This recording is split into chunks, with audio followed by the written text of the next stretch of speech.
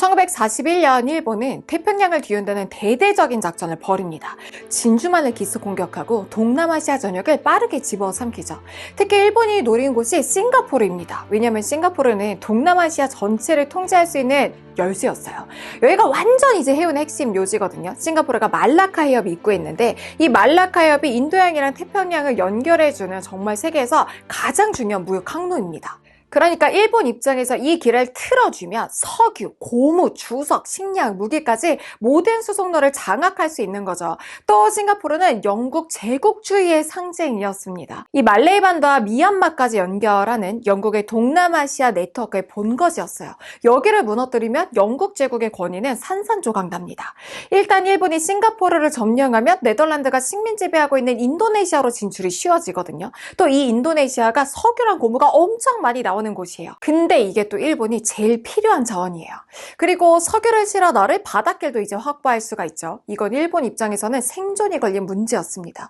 그런데 미국, 영국, 네덜란드, 중국이 일본을 고립시키고 경제 제재를 막 가하고 있으니까 일본 입장에서는 시간이 없는 거예요. 일본은 기다릴수록 불리하다고 판단합니다. 그래서 진주만을 기습 공격하고 동시에 동남아시아 전체를 전격적으로 침공하게 된 거죠. 자, 그렇게 1942년 영국이 세계 최강이라고 자부했던 싱가포르 요새가 단 70일 만에 무너지게 됩니다. 어떻게 이런 일이 가능했을까요?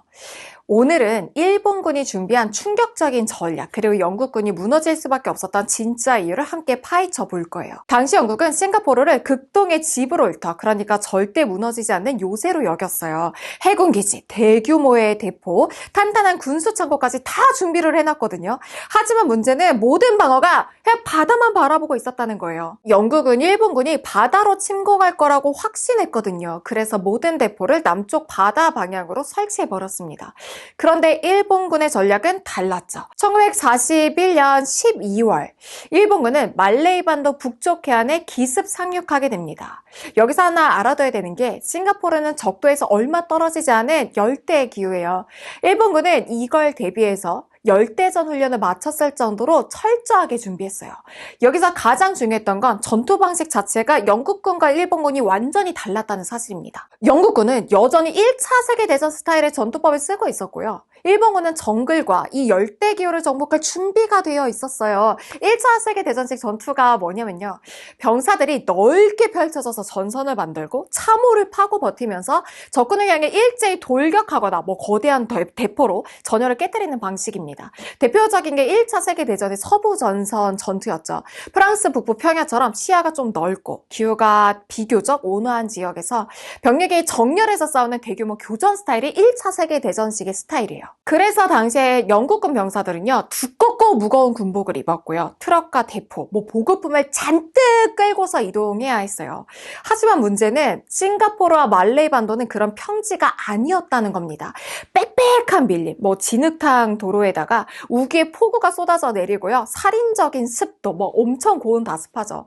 여기서는 대규모로 1차 세계대전식 전투처럼 펼칠 수도 없고요. 트럭이나 대포도 제대로 끌고 다닐 수도 없었습니다.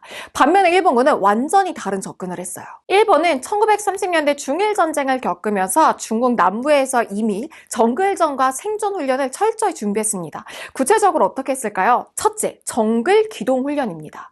일본군은 길이 없는 정글에서 수풀을 헤치고 트레일을 만들면서 단위 소대로 빠르게 이동하는 훈련을 반복했어요. 지도도 없이 나침반 하나에 의존해서 정글 속을 돌파하는 훈련을 했던 거죠. 숨는 것도 훈련이었습니다. 나뭇가지, 잎사귀, 진흙을 온몸에 바르고 은폐 위장을 해서 정글 속에 완전히 녹아드는 방법을 익혔어요. 실제로 영국군은 일본군이 눈앞에 있어도 보이지 않았다라고 하는 증언을 했습니다. 둘째, 고온다습 생존 훈련입니다. 열대성 질병들이 있잖아요. 말라리아라던가 댕기열 같은 병에 걸리지 않기 위해서 모기장을 사용했고요. 전염병 예방약을 복용을 굉장히 철저하게 했습니다. 땀띠와 피부병을 막기 위해서 통풍이 잘 되는 가벼운 군복, 예를 들어서 이제 린넨 소재의 옷들을 많이 입었고요. 무거운 식량 트럭을 끌고 다니는 대신에 현지에서 식수도 공급을 받고 과일 같은 것들도 조달하는 방식으로 생존법을 익혔죠. 셋째, 장비도 가볍게 했습니다. 장비 경량화. 일본군은 소총, 수류탄, 식수통, 모기장 정도만 메고 가능한 한 가볍게 움직였어요. 예를 들어서 야포, 야전포도요. 대포를 경량화시켜서 험한 정글 지형에 중에서도 쉽게 이동할 수 있도록 했습니다. 뭐 트럭이나 대포 끄는 거 필요 없었던 거죠. 병사가 스스로 이동합니다. 넷째, 자전거 부대입니다. 돌파에 선봉에 섰던 건 대포도 아니고 탱크도 아니었어요. 바로 자전거 부대였어요. 웃기게 들릴 수 있죠. 자전거 타고 정글을 돌파했다고? 진짜입니다. 그리고 바로 이 두 바퀴가 싱가포르 함락을 이끈 열쇠가 돼요. 왜 일본군은 자전거를 선택했을까? 당시 말레이 반도는 앞에서 얘기한 것처럼 밀림도 빽빽했고요. 진흙탕 도로에 폭우와 습기로 가득한 지역이었어요. 트럭은 빠져버리고 말은 병들고 지쳐버리는 그런 최악의 환경이었죠. 그런데 자전거는요, 가볍고 뭐 수리도 쉽고요. 연료도 필요 없고 웬만한 진창도 들고 메고 지나가면 끝이에요. 무엇보다 빠릅니다. 도보로 병사가 하루에 20km를 이동할 때 자전거 부대는 하루에 70km까지 진격할 수 있었어요. 일본군은 속도가 승리다는 전략 아래 말레이 반도 전체를 자전거로 종단하는 작전을 세운 거죠. 자전거 부대 실전에서는 어떻게 싸웠을까요? 싸울 때는 자전거를 버리고요. 소총과 수류탄으로 빠르게 적진을 타격한 후에 다시 자전거를 타고 다음 거점으로 이동했습니다. 특히 영국군은 정글에서 도로를 막으면 일본군의 진격이 늦춰질 거라고 기대했는데 자전거 부대는 정글길 사이사이, 농장 사이사이, 물 웅덩이 다리 끊긴 곳까지 다 이제 막힘없이 질주할 수 있었던 거죠. 그리고 자전거가 고장나면요, 일본군은 현지에서 이 고장난 자전거를 수리를 하거나 농가에서 이 민간인 자전거를 강탈해서 무한 보급 체계를 만들어 버렸습니다. 싱가포르를 결정적으로 무너뜨린 건 병력이나 무기가 아니라 식수 붕괴였습니다. 싱가포르 섬은 이 주민과 군인 모두 북부의 저수지가 있어요. 맥니치 저수지와 이 피어스 저수지에서 식수 대부분을 의존하고 있었어요. 그런데 일본군이 북쪽을 장악해 버리면서 섬 전체의 식수 공급이 끊겨버립니다. 사실 물 없이는 하루 이틀도 버틸 수가 없잖아요. 병사들은 탈수에 시달리고 민간인들은 혼란에 빠지고 식량과 탄약 공급선도 무너져 버리면서 전체 방어선이 무너져 내렸어요. 퍼시발 장군은 병사들의 사기가 먼저 무너진 게 아니라 수돗물 공급이 끊긴 순간 패배가 확정됐다라고 기록을 했습니다. 물 한 방울이 총알보다 더 무서운 무기가 되어버린 거죠. 결국에 민간인 수십만 명이 있는 상황에서 끝까지 항전했다면 대량 학살이 일어날 위험이 컸습니다. 그래서 1942년 2월 15일 영국군 총사령관 퍼시벌 장군은 조건 없는 항복을 선언하게 되죠. 이게 바로 영국 제국 역사상 가장 치욕스러운 항복이라고 일컬어지는 항복입니다. 하지만 싱가포르의 고통은 여기서 끝나지 않았어요. 일본군은 항복한 영국군과 동맹군 포로들을 창이 감옥에 대규모로 수용하기 시작합니다. 실제로 싱가포르에 가면 창이 감옥 박물관이 있거든요. 창이 감옥은 원래는 영국 식민지 정부가 세웠던 교도소였어요. 여기가 원래 수용 인원이 고작 한 600에서 800명 정도거든요. 그런데 일본군이 싱가포르를 점령한 이후에 이 작은 감옥에 만여 명 이상의 포로와 민간인들을 밀어 넣습니다. 이게 얼마나 비좁았을까요? 원래 한 사람당 쓸 수 있었던 공간이 3제곱미터 정도였다면 이제는 0.2제곱미터 남짓. 그러니까 누우면 서로 몸이 겹치고 돌아 누우면 한 사람이 이렇게 돌아 누우면 다 같이 돌아 누워야 됐다고 하는 증언이 있어요.